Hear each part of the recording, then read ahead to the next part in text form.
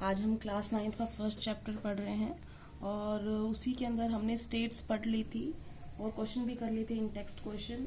आज हम जो बात कर रहे हैं हम ये कह रहे हैं कि क्या जो अवस्थाएं होती हैं वो एक दूसरे में बदल सकती हैं, क्या वो स्टेट जो होती हैं वो एक दूसरे में चेंज हो सकती हैं। तो क्वेश्चन का जवाब है हाँ। कैसे?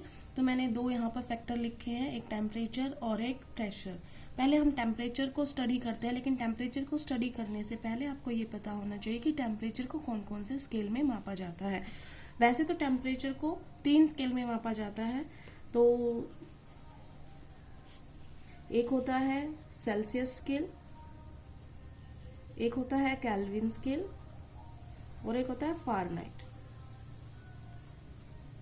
लेकिन आपके सिलेबस में फारेनहाइट नहीं है, तो आपको सिर्फ ये समझने हैं सेल्सियस स्केल और केल्विन स्केल। तो हम बता रहे हैं फॉर एग्जांपल, जैसे आज का मौसम अभी थोड़ा ठंडा है, तो मे भी यहाँ पे तापमान जो होगा वो 15 डिग्री सेल्सियस है। तो अब कोई आपसे पूछे कि बताओ केल्विन में कितना है, तो हम कैसे लिखेंगे? जो केल्विन का टेम्परेचर होता है वो जो टेम्परेचर सेल्सियस में दिया होता है उससे 273 आप जोड़ दो। वैसे तो एग्जैक्टली अगर लिखो तो मैं 273.15 और 273.15 होता है, बट 15 हम छोड़ देते हैं, हम सिर्फ 273 लेते हैं। तो 273 जोड़ दो, तो यहाँ पर हम इस 15 डिग्री सेल्सियस को चेंज करेंगे तो ये आ गया हमारा 273, तो ये आ जाएगा 288 केल्विन। समझ में आ बात? अब इसी तरीके से जैसे आपको पता है कि जो पानी होता है वो बर्फ जमता है कितने पर? 0 डिग्री सेल्सियस पे।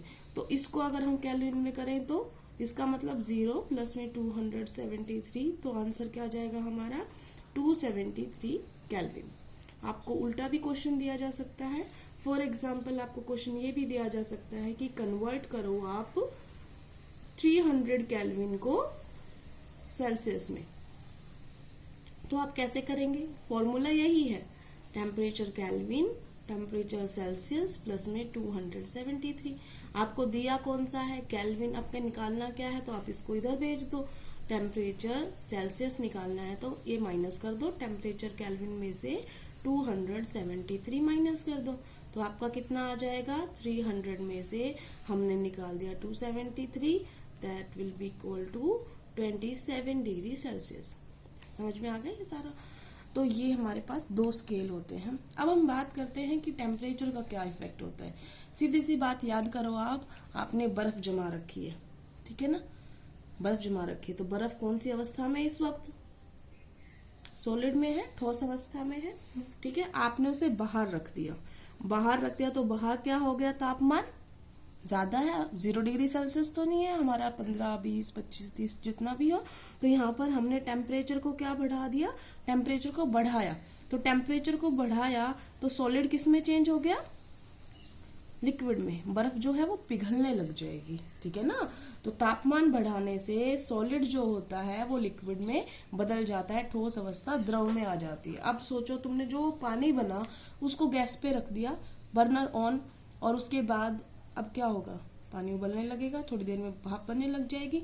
इसका मतलब जो लिक्विड फॉर्म थी वो किस में कन्वर्ट हो गई? गैस में।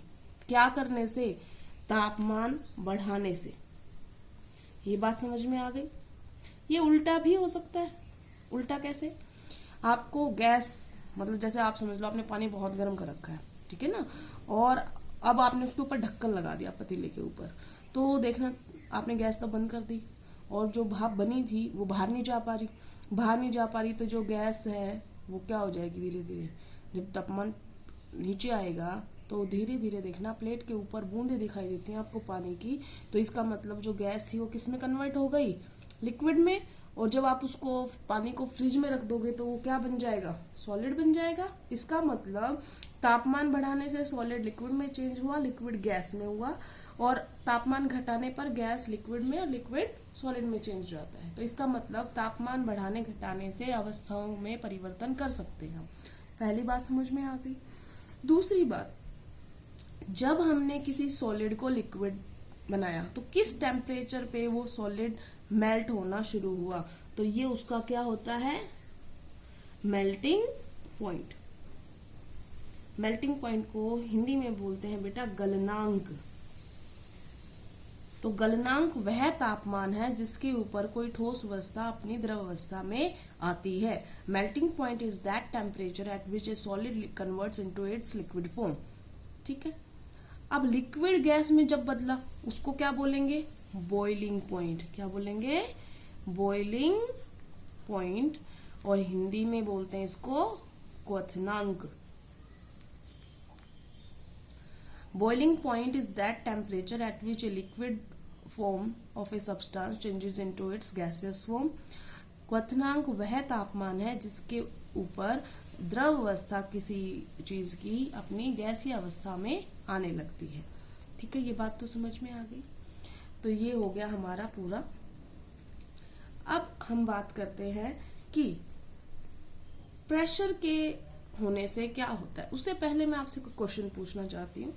पहले आप मेरे को ये बताओ, ये सी को पूरा कर लेते हैं। एक चीज है ए और एक चीज है बी, दोनों सॉलिड है। उनका मेल्टिंग पॉइंट जो दिया गया है, एक का है 300 केल्विन और एक का है 600 केल्विन। आप मुझे ये बताओ किसमें ज्यादा फोर्स ऑफ अट्रैक्शन है, आकर्षण बल किसके अंदर ज्यादा है, बताओ। तो आप कैसे बताओगे कि मेल्टिंग पॉइंट क्या होता है? एक तरीके से भाई कितनी एनर्जी लगी है उसको लिक्विड बदलने में। तो इसको तो तापमान दिया, इसको तो थोड़ा दिया, इसको एक्जेक्टली डबल दिया है। मेल्टिंग पॉइंट कब आया? जब उनके बीच के बॉन्ड टूट गए। सॉलिड में क्या होता है, बताया था ना आपको, सॉलिड में पार्टिकल बिल्कुल साथ साथ है, दोस्ती बहुत अच्छी है, लिक्विड में दूर हो जाते हैं। तो आपको जब सॉलिड में जब आप तापमान गर्म कर रहे हो तो इनके बीच के बॉन्ड को तोड़ रहे हो। जितना जल्दी तोड़ोगे उतना ज्यादा वो जल्दी लिक्विड फॉर्म में जाएगा। लेकिन अगर दोस्ती स्ट्रांग है तो उसको तोड़ना मुश्किल है, ज्यादा टेम्परेचर रिक्वायरमेंट होगी। इसका मतलब इस वाले केस में 300 केल्विन लगा है, इस वाले केस में 600 केल्विन लगा है। ऑफ कोर्स इसको ज्यादा तापमान मिला मैं अपना लिक्विड स्टेट में आने के लिए। इसका मतलब फोर्स ऑफ अट्रैक्शन बी में ज्यादा है एज कंपेरिजन टू ए। आकर्षण बल बी में ज्यादा है, ए में कम है, क्योंकि मेल्टिंग पॉइंट जो गलनांक है वो बी का ज्यादा है। बात समझ में आ गई होगी। उसके बाद आते हैं हम इफेक्ट ऑफ प्रेशर। प्रेशर का इफेक्ट क्या है? तो प्रेशर क्या है पहले आपको ये समझना पड़ेगा। हम किसी पर दाब लगाते हैं, दबाते हैं उसे बताते हैं प्रेशर। अब मैंने अभी यहाँ पर जोर लगा रखा है तो इसका मतलब मैं यहाँ पर प्रेशर लगा रही हूँ। तो इफेक्ट ऑफ प्रेशर, दाब का क्या प्रेशर पड़ता है, तो उसके लिए आपको पार्टिकल्स के बीच की पोजीशन समझनी पड़ेगी। कैसे है वो? सॉलिड में कैसे? ऐसे, लिक्विड में थोड़ा सा दूर, गैस में बहुत दूर।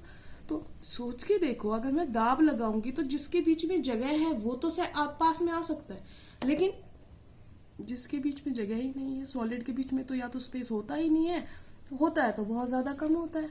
तो अब आप बताओ, आप इस स्टेट में हो अभी, गैसियस स्टेट में। अब मैंने दाब लगाया तो ये पार्टिकल क्या आ जाएंगे? नजदीक आएंगे। और दाब लगाया और नजदीक आ जाएंगे। तो अभी कौन सी स्टेट आई? दाब बढ़ाने पर जो गैसीय अवस्था थी वो किस में बदल गई? लिक्विड में। और अगर दाब लगाऊंगी तो सॉलिड में। और अगर मैं उल्टा कर दूं तो दाब हटाने पर वापस लिक्विड, वापस गैस। समझ में आ गया? तो हमने दाब बढ़ाया, दाब बढ़ाने पर क्या हुआ? जो गैस फॉर्म थी वो किस में बदल गई? लिक्विड में। और जो लिक्विड फॉर्म थी वो किस में बदल गई? सॉलिड में। अगर दाब को हटा दूं तो सॉलिड जो है वो किस में आ जाएगा? लिक्विड में। लिक्विड जो आ जाएगी वो गैस में। इसका एक एग्जांपल आप रोज देखते हो, आपके घर में कुकिंग गैस होगी, एलपीजी। क्या होती है LPG? Liquefied, it's not liquid, it's liquefied petroleum gas. Liquid नहीं लिखा, क्यों नहीं लिखा? क्योंकि एक्चुअल में जो वो आप यूज करते हो वो एक गैस है, पेट्रोलियम गैस। लेकिन उसको क्या किया गया है? बहुत ज्यादा दाब लगाया गया। तो गैस पे बहुत ज्यादा दाब लगा देंगे तो क्या बन जाता है? लिक्विड बन जाता है। इसका मतलब ये जो पेट्रोलियम गैस है, नॉर्मली वो गैस ही है, लेकिन बहुत ज्यादा दाब लगाने पर वो क्या बनी हुई है? लिक्विड बनी है। तो अंडर प्रेशर है वो। ठीक है, अब अंडर प्रेशर आप ध्यान करो, जब आप उसको ऑन करते हो उसके अंदर रेगुलेटर होता है ना, रेगुलेटर को आप बंद रखते हो तब तक कुछ नहीं, जैसे ही आप ऑन करते हो गैस पहुंच जाती है ऊपर। अगर लिक्विड होता तो वो क्या पहुंच जाता है? ऐसे मोस्टली सिलेंडर नीचे रखे होते हैं और जो गैस बर्नर होते हैं वो ऊपर रखे होते हैं। तो क्या अगर लिक्विड होता तो जाता ऊपर? नहीं जाता। लेकिन दाब बहुत ज्यादा लगाई हुई है तो वो गैस लिक्विड फॉर्म में आई हुई है। जैसे ही आप उसका बर्नर ऑन करते हो वो प्रेशर कम हो जाता है, प्रेशर कम होएगा तो लिक्विड वापस किस में चेंज हो जाएगा? गैस में। तो ये होता है हमारा दाब हटाने या घटाने पर परिवर्तन। अब आपके क्वेश्चंस पे आ जाते हैं हम। क्वेश्चंस में आने से पहले एक और चीज बताना चाहूंगी। ये जो परिवर्तन होते हैं, जैसे मैंने अभी बताया, ये सॉलिड है, ये चेंज हुआ लिक्विड में, लिक्विड चेंज हुआ गैस में। इसी तरीके से हमने वापस भी किया था, गैस को लिक्विड बनाया था और लिक्विड को सॉलिड बनाया था। इन प्रोसेस को क्या कहेंगे? सबसे पहली प्रोसेस है जब आप किसी चीज को पिघलाते हो, सॉलिड को, तो ये होता है फ्यूजन। मेल्टिंग पॉइंट पर ये क्या हो जाएगा? पिघल जाएगा, तो इसको बोलते हैं फ्यूजन। ठीक है। और हिंदी में बोलते हैं इसको गलना। पिघलना भी बोल देते हैं, गलना भी बोल देते हैं, है ना। उसके बाद जब हम उसको और ज्यादा स्पेसिफाई बोलें, गलना तो हम कह देते हैं पिघल गई। इसको अच्छी तरीके से एक वर्ड यूज करते हैं हम, जो इसके लिए फ्यूजन की जगह पे हम यूज करते हैं संगलन। नाम उसी से रिलेटेड है, गलने से ही, गलन, है ना, संगलन। तो इसका प्रॉपर नाम क्या है? संगलन। तो कोई आपसे पूछे संगलन क्या है? संगलन वह प्रक्रिया है जिसके उपरांत सॉलिड अपने लिक्विड फॉर्म में आता है, ठोस अवस्था द्रव अवस्था में परिवर्तित होती है। Fusion is that process in which solid form of a substance changes into its liquid form. अब बात करते हैं लिक्विड से आपने गैस बनाया, पानी को और गर्म कर दिया था, ठीक है ना। तो इस प्रोसेस को हम बोलते हैं वेपराइजेशन। क्या बोलते हैं? वेपराइजेशन। अब वेपराइजेशन जो होता है, अब वेपराइजेशन इसका मतलब आपने उसको भाप बना दिया, ठीक है ना, वाष्प बना दिए, तो उसी से इसका नाम वाष्पीकरण। उसके बाद गैस जो फॉर्म थी हमने लिक्विड में लाई, हमने ढक्कन लगा दिया था पतीले के ऊपर, तो गैस जो है वो लिक्विड फॉर्म में आ गई। तो इसको बोलते हैं बेटा हम संघनन, और इंग्लिश में बोलते हैं इसे कंडेंसेशन। उसके बाद अगर लिक्विड को फिर और ठंडा कर दिया हमने, तापमान घटा दिया या दाब बढ़ा दिया, तो लिक्विड जो है वो सॉलिड फॉर्म में आ जाता है। इसको बोलते हैं हम जमना या ठोसीकरण भी बोलते हैं बेटा। इंग्लिश में बोलते हैं इसको सॉलिडिफिकेशन। ये 4 प्रोसेस समझ में आ गई। फ्यूजन, वेपराइजेशन, कंडेंसेशन, सॉलिडिफिकेशन, संगलन, वाष्पीकरण, संघनन और ठोसीकरण। अब आपने इनके सिवाय भी कुछ देखा है। आपने नेफ्थलीन बॉल्स देखी होंगी, वैसे तो उसे कपूर की गोलियां बोलते हैं गांव में, लेकिन वो कपूर नहीं होता, नेफ्थलीन होता है। तो नेफ्थलीन जो बॉल्स होती हैं गोल गोल व्हाइट कलर की, आप उनको रख दो, खुशबू आएगी आपको, थोड़ी दिन में गायब हो जाती है। तो क्या हुआ एक्चुअली, सॉलिड फॉर्म जो है डायरेक्ट किस में आ गई? गैस फॉर्म में, without coming into its liquid state. इसका मतलब ऐसी प्रोसेस जिसके अंदर सीधा ठोस अवस्था अपनी गैसीय अवस्था में आ जाए, बिना द्रव अवस्था में आए। और अगर आप उल्टा करो उसको, उसके गैस वेपर्स को जमा करके ठंडा करो, तो वो क्या बन जाएगा? सॉलिड बनेगा, वो लिक्विड नहीं बनेगा। तो ये भी सब्लिमेशन ही है। और सब्लिमेशन को हिंदी में बोलते हैं ऊर्ध्वपातन। क्या बोलते हैं? ऊर्ध्वपातन। ये समझ में आ गया बेटा आपको? तो हमारा इतना हो गया है। अब आपसे क्वेश्चन आ गए हैं, वो क्वेश्चन मेरे ख्याल से आप खुद कर सकते हो, फिर भी एक बार मैं बता रही हूँ आपको। पहला क्वेश्चन है इन टेक्स्ट क्वेश्चन, 300 केल्विन को परिवर्तित करो आप सेल्सियस में। बदल सकते हो 300 केल्विन को, तो 300 माइनस 273 कितना आ जाएगा? 27 डिग्री सेल्सियस। दूसरा है 573 केल्विन को चेंज करो सेल्सियस में, तो 573 माइनस में 273 आ जाएगा आपका 300 डिग्री सेल्सियस। ये तो आपको करवा दिए, तो आपको समझ में आ गए होंगे। उसके बाद अगला क्वेश्चन है दूसरा, निम्नलिखित तापमान पर पानी की भौतिक अवस्था आपको बतानी है, सॉलिड है, लिक्विड है, गैस है। 250 डिग्री सेल्सियस पे, 250 पे पानी तो 100 पे ही गैस में बन जाता है ना। तो इसका मतलब इसमें कौन सी अवस्था आएगी, गैस। 100 डिग्री सेल्सियस पे, ये ध्यान से देखना है बेटा, 100 डिग्री सेल्सियस पे क्या होगा, पानी उबलने लगेगा, है ना। जो 100 डिग्री सेल्सियस है उस पे जो पानी है वो भाप में बदलने लगता है। तो इसका मतलब उस वक्त पानी भी होता है और भाप भी होती है। इसका मतलब लिक्विड फॉर्म भी है और गैस फॉर्म भी है।